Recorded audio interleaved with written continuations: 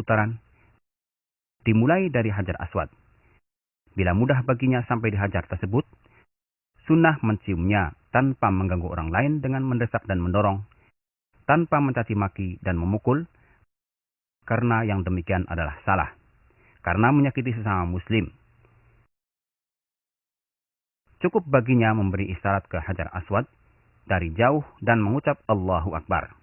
Kemudian memulai tawaf dengan berzikir, beristighfar dan berdoa yang dikehendaki, atau membaca Al-Quran tanpa mengangkat suara dengan doa khusus, sebagaimana yang dilakukan sebagian orang, karena yang demikian mengganggu orang lain dalam bertawaf. Bila sampai di rukun Yamani, sunnah menyalaminya dengan tangan bila mudah bagi Anda. Jangan menciumnya atau mengusapnya seperti yang dilakukan sebagian orang, karena hal ini bertentangan dengan sunnah Rasulullah SAW. Bila tidak bisa menyalaminya, maka lewatilah rukun tersebut tanpa beri isyarat atau bertakbir. Dan sunnah baginya mengucapkan doa di antara rukun Yamani dan Hajar Aswad, Rabbana atina fid dunya hasanah wa fil akhirati hasanah wa qina adzabannar. Demikianlah seorang haji menyempurnakan tawafnya sebagaimana ia mulai sebanyak 7 putaran, dimulai dan diakhiri di Hajar Aswad pada setiap putaran. Disunahkan romel, yaitu lari-lari dengan langkah kecil pada 3 putaran pertama saat tawaf kudum. Ada beberapa kesalahan dari jamaah haji dan umroh di saat bertawaf di Ka'bah. Di antaranya, masuk ke dalam hijir saat bertawaf dengan keyakinan bahwa ini termasuk tawaf, padahal membatalkannya karena berkurang tawafnya dan berarti bertawaf di sebagian Ka'bah. Termasuk kesalahan juga mengusap semua ujung Ka'bah, bahkan semua dindingnya, memegangi kain dan pintunya serta makam Ibrahim.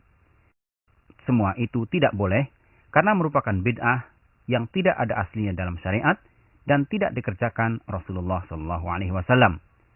Tidak boleh mengangkat suara saat bertawaf karena mengganggu orang-orang lain. Termasuk kesalahan juga jemaah haji wanita berdesak-desakan dengan jemaah haji pria, khususnya pada Hajar Aswad dan makam Ibrahim yang seharusnya dihindari. Bila selesai tawaf, kembalikan posisi selendang ihram Anda dengan menutupkan kembali ke bahu kanan Anda. Sunnah muakkadah hukumnya melakukan sholat 2 rakaat setelah selesai tawaf di belakang makam Ibrahim bila mungkin. Bila tidak bisa, dirikan sholat dimanapun di dalam Masjidil Haram dengan membaca Qul ya ayyuhal kafirun setelah Al-Fatihah pada rakaat pertama dan Qul huwallahu ahad setelah Al-Fatihah pada rakaat kedua. Bila membaca selain surat tersebut, boleh hukumnya. Kemudian keluar menuju sofa untuk melakukan sa'i.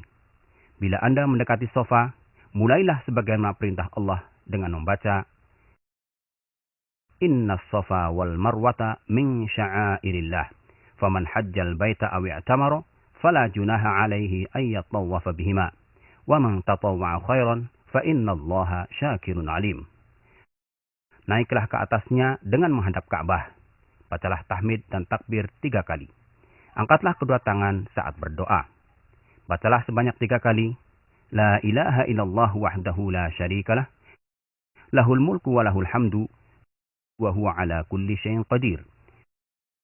La ilaha illallah wahdah. Anjaza wa'dah. Wa nasara abdah. Wa hazamal ahzaba wahdah.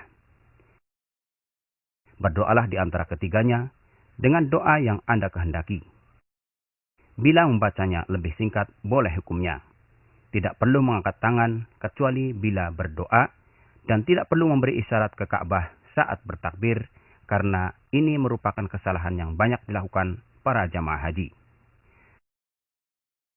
Lalu turunlah dari sofa dengan tenang sambil berdoa, baik untuk Anda, keluarga, dan sesama muslim.